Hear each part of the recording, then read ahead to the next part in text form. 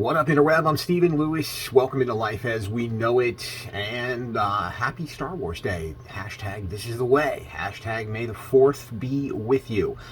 So this is Guardians of the Galaxy, and that's what we're going to talk about today. I will try not to spoil anything. We'll get spoilerific after the weekend, after everybody's had a chance to see it. But I do want to discuss it because it is in theaters this weekend, and you can like and follow me socially at Stephen Lewis on air, Facebook, Instagram, Twitter, TikTok. Let's get into this thing.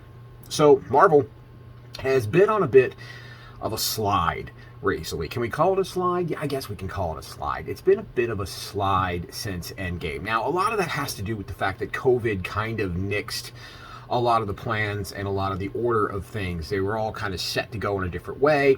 Some things had to be changed. For example, WandaVision got pushed a little bit to Disney Plus, and Doctor Strange was supposed to be in that, setting up Doctor Strange in the Multiverse of Madness. It kind of happened out of order. Strange wasn't in it, and you still get the gist of it. And some of these movies were supposed to be around a little bit earlier than what we're getting. Guardians of the Galaxy, one of those, because it's been ready to go for a while. It's been scheduled for a while, but then you had James Gunn's tweets from so many years ago that came back and caused him to get fired, but now he's hired as the head of Warner Brothers superhero movie division, so I guess things worked out okay for him. But on his way out, he did do the final Guardians of the Galaxy, or his final Guardians of the Galaxy movie, which, to be honest, feels like it should have happened after Endgame. I know we saw the Guardians briefly in Thor and briefly on the holiday special, which was fantastic, but this one kind of feels like kind of what Spider-Man No Way Home was. It kind of caps off those events, and this one kind of does a little bit of the same thing. It kind of feels like it's the wrap-up there. But needless to say, heartwarming. It's a great movie, and this movie is why the Marvel movies have worked so well for so long. It's the chemistry of this cast. They work together. You can tell that they're having fun with this. They're fun to watch on screen. This one's definitely better than the second one is, and it's a story of Rocket, which is actually the fact that I was shedding tears over a CGI raccoon is, you know, maybe I should have a long look at myself in the mirror and have that discussion.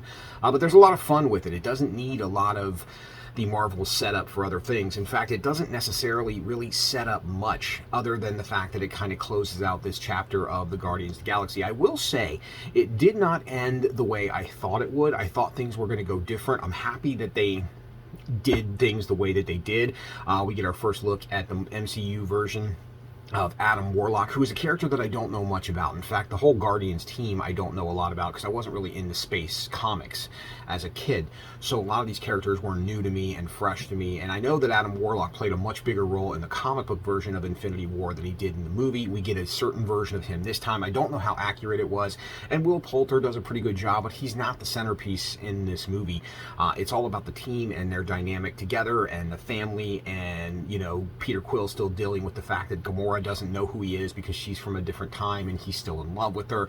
It touches on a lot of good stuff. It's very funny in the right ways. It's very adventurous, and this is the one series where I've kind of criticized Marvel for going too far into sci-fi, into space, into things like that. This is the film that actually that works extremely well with. So I don't want to spoil it. I will get into more spoilers over the course of after the weekend, but everybody should definitely go check this out. I really hope that it makes an epic metric ton of money, so it puts Marvel kind of back on the right track, and it is worth your time. See it on the big screen, because this is definitely one of those movies that you should see in IMAX or XD or something along those lines, in a big cushy chair with a giant vat of popcorn smothered in butter, and you know the drill.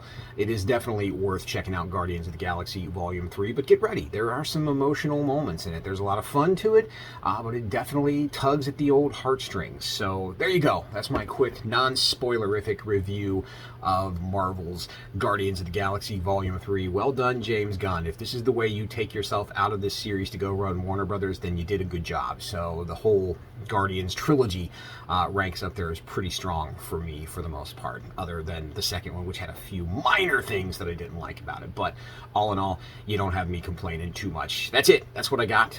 Like, follow Facebook, Instagram, Twitter, TikTok at Stephen Lewis on air, and go spend some time with family and people you like, love, or tolerate, because time is limited. So enjoy your Throwback Thursday and get the hell out of here.